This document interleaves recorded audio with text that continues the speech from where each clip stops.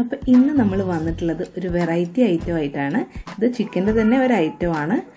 ഇതാണ് ചിക്കൻ കിഴി. അപ്പോൾ വളരെ നൊസ്റ്റാൾജിക് ആയിട്ടുള്ള ടേസ്റ്റുള്ള ഒരു ചിക്കൻ്റെ ഡിഷാണിത്. ഉണ്ടാക്കിയെടുക്കാനും വളരെ ഈസിയാണ്. അപ്പോൾ എങ്ങനെയാണ് ഇത് ചെയ്തെടുക്കാമെന്ന് നമുക്ക് നോക്കാം. അപ്പോൾ ചാനൽ സബ്സ്ക്രൈബ് ചെയ്യാത്ത ഫ്രണ്ട്സ് ആരെങ്കിലും ഇപ്പോഴും കണ്ടുകൊണ്ടിരിക്കുന്നുണ്ടെങ്കിൽ ഒന്ന് നമ്മളുടെ ചാനൽ സബ്സ്ക്രൈബ് ചെയ്യണം. നമ്മളുടെ ചാനലിൽ വരുന്ന ഡിഷസൊക്കെ ഇഷ്ടമാവുകയാണെങ്കിൽ സപ്പോർട്ട് ചെയ്യണം, ലൈക്ക് ചെയ്യണം, ഷെയർ ചെയ്യണം. അപ്പോൾ എങ്ങനെയാണ് ഡിഷ് ഉണ്ടാക്കാമെന്ന് നമുക്ക് നോക്കാം. ആദ്യമായിട്ട് ഞാനൊരു നോൺ സ്റ്റിക്ക് പാനാണ് സ്റ്റൗവിൽ വെച്ചിട്ടുള്ളത്. ഇതിലേക്ക് ഒരു 2 ടേബിൾ സ്പൂൺ വെളിച്ചെണ്ണയാണ് നമ്മൾ ഉപയോഗിക്കുന്നത്. അതിലേക്ക് 1 ടീസ്പൂൺ കടുക് നമ്മൾ ആഡ് ചെയ്തു. വെളിച്ചെണ്ണയൊന്ന് ചൂടായപ്പോൾ കടുക് പൊട്ടിക്കഴിഞ്ഞപ്പോൾ നമ്മൾ കരിവേപ്പിലയാണ് ആഡ് ചെയ്തത്. അതിനുശേഷം 1 ടേബിൾ സ്പൂൺ ജിഞ്ചർ ഗാർലിക് ചതച്ചതാണിത്, അതാണ് നമ്മൾ ആഡ് ചെയ്യുന്നത്.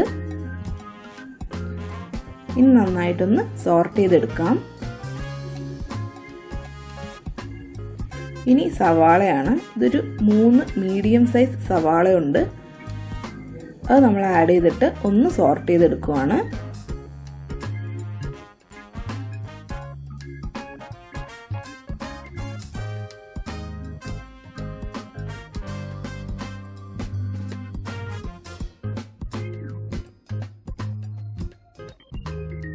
ഇത് നമുക്കൊന്ന് ഇളക്കി കൊടുക്കാം. വളരെ സിമ്പിളായിട്ട് പക്ഷെ നല്ല ടേസ്റ്റുള്ളൊരു ഡിഷാണിത്. അടുത്തായിട്ട് നമ്മൾ തക്കാളിയാണ് ആഡ് ചെയ്യുന്നത്. ഇതൊരു വലിയ തക്കാളിയാണ്, ഒരു മീഡിയം സൈസായിട്ട് അരിഞ്ഞതാണ്. അതിനുശേഷം ക്യാപ്സിക്കമാണ്. ഇതൊരു 1/2 ക്യാപ്സിക്കേ ഉള്ളൂ. പിന്നെ നമ്മൾ ആഡ് ചെയ്യുന്നത് 2 കീറിയ പച്ചമുളകാണ്. 2 പച്ചമുളകാണ് ഞാൻ ആഡ് ചെയ്യുന്നത്. നിങ്ങൾക്ക് കൂടുതൽ എരിവ് ഇഷ്ടമാണെങ്കിൽ കുറച്ചുകൂടെ വേണമെങ്കിൽ ആഡ് ചെയ്യാം. ഇനി നമ്മൾ പൊടികളൊക്കെ ആഡ് ചെയ്യാണ്. ഇതിപ്പോൾ ഏകദേശം നമ്മളുടെ ഉള്ളി ഒന്ന് വഴണ്ട് കഴിഞ്ഞിട്ടാണ് ഈ ആഡ് ചെയ്യുന്നത്. 1 ടീസ്പൂൺ മഞ്ഞൾപ്പൊടി, 1 ടേബിൾ സ്പൂൺ മുളക് പൊടി, 1 ടീസ്പൂൺ ഗരം മസാലപ്പൊടി, 1 ടീസ്പൂൺ ചിക്കൻ മസാല,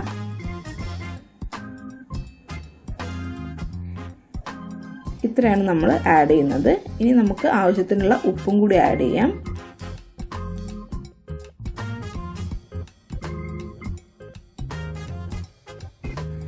ഇനി നമുക്ക് ഇത് നന്നായിട്ടൊന്ന് ഇളക്കി യോജിപ്പിച്ച് കൊടുക്കാം.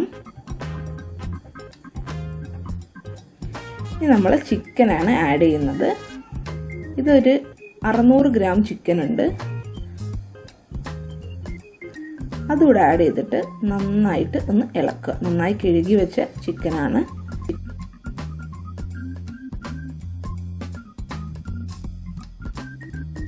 ഈ മസാലയൊക്കെ ചിക്കനിലേക്ക് പിടിക്കാൻ പാകത്തിന് നമ്മൾ നന്നായിട്ട് ഒന്ന് ഇളക്കി കൊടുക്കുക. വേവാനെടുക്കുന്ന സമയം വേണം. അപ്പോൾ അതിനായിട്ട് നമുക്ക് ഈ പാത്രം ഒന്ന് അടച്ചു വെച്ച് കൊടുക്കാം. ഒരു 20 മിനിറ്റോളം എടുക്കുമ്പോൾ ചിക്കൻ ഏകദേശം വേവും. അപ്പോൾ നമുക്ക് ഇടയ്ക്കൊന്ന് തുറന്ന് നോക്കി ഒന്ന് ഇളക്കി കൊടുക്കണം. ഇപ്പോൾ ഏകദേശം എൻ്റെ ചിക്കൻ ഏകദേശം വെന്തിട്ടുണ്ട്. നന്നായിട്ടൊന്ന് മിക്സ് ചെയ്ത് കൊടുക്കാം.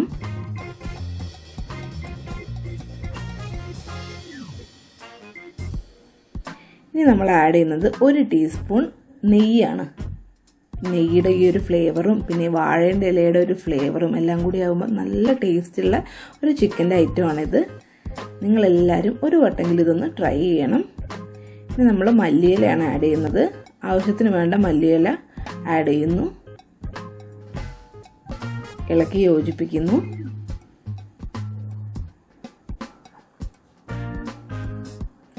ഇനി കുറച്ച് സമയം നമുക്കിതൊന്ന് അടച്ചു വെക്കാം.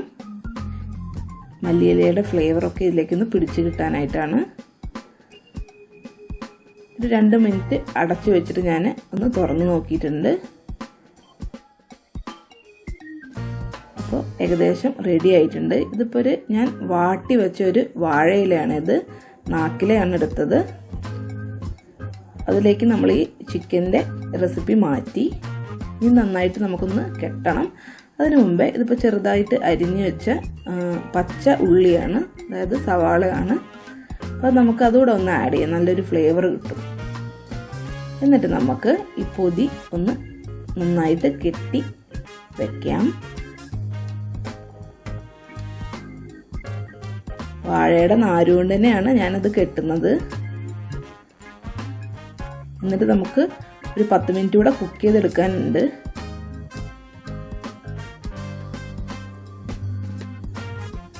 അപ്പോൾ അത്യാവശ്യം മുറുക്കത്തിൽ നമ്മളത് കെട്ടി വെക്കുകയാണ്. ഇനി ഇത് നേരത്തെ നമ്മളുടെ അതേ പാനിലേക്ക്, നേരത്തെ നമ്മൾ ഉപയോഗിച്ച അതേ പാനിലേക്ക് ഇത് ഇറക്കി വെക്കുകയാണ്. ഇനി നമ്മളൊരു 10 മിനിറ്റ് വളരെ ലോ ഫ്ലെയിമിലിട്ട് ഇതൊന്ന് കുക്ക് ചെയ്യണം. എന്നാലാണ് ഈ ഫ്ലേവറൊക്കെ ശരിക്കും ഇതിലേക്കൊന്ന് ഇറങ്ങി കിട്ടുക. 10 മിനിറ്റ് കഴിഞ്ഞാൽ നമ്മൾ ഫ്ലെയിം ഓഫ് ചെയ്ത് ഒരു അരമണിക്കൂർ ഇതിൽ തന്നെ ഇതൊന്ന് റെസ്റ്റ് ചെയ്യാനായിട്ട് വെക്കണം.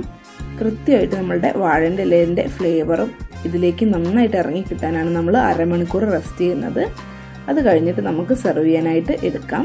നമുക്കിതൊന്ന് കെട്ടഴിച്ച് തുറന്നൊന്ന് നോക്കാം. നല്ല മണം വരുന്നുണ്ട്. നല്ല ടേസ്റ്റുള്ള ഡിഷായിരുന്നു ഇത്. അപ്പോൾ ഫ്രണ്ട്സ് എല്ലാവരും ഇതൊന്ന് ട്രൈ ചെയ്ത് നോക്കണം. വളരെ സിമ്പിളും അതിന് അനുസരിച്ച് നല്ല ടേസ്റ്റുള്ള ഒരു ഡിഷാണിത്. ആ റോ ആയിട്ടുള്ള ഒനിയൻ്റെ ഫ്ലേവറും വാഴേൻ്റെ ഇലയുടെ ഫ്ലേവറും ക്യാപ്സിക്കത്തിൻ്റെ ഫ്ലേവറും എല്ലാം കൂടി ചേർന്ന് നല്ലൊരു ഡിഷാണ്. അപ്പോൾ അടുത്ത എപ്പിസോഡിലൂടെ വീണ്ടും കാണാം. ബൈ.